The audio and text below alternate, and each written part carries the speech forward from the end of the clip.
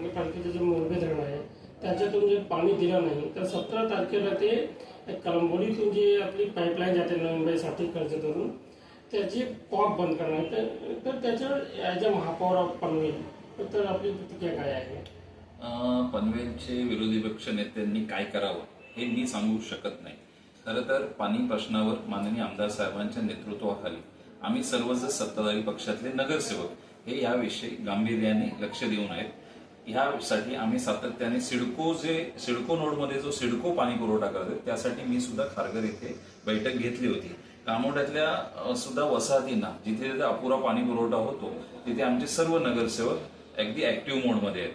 त्यामुळे आम्ही वाढीव पाणी प्रश्नासाठी यासाठी माननीय आमदार साहेबांच्या माध्यमातून सिडकोकडे तसेच माननीय गणेश नाईक साहेबांकडे अशी मागणी केलेली आहे आणि या मागणीचा सकारात्मक हे करण्याचा सकारात्मक होकार देण्याचा त्यांचा प्रयत्न हा निश्चित राहील असा विश्वास मला आता इथे वाटतोय.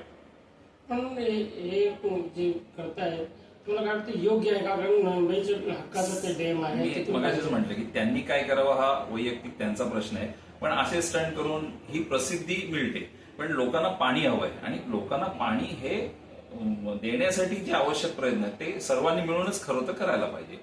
तर हा माझ्या मते हा एक चांगला स्टंट होऊ शकतो त्यांचा.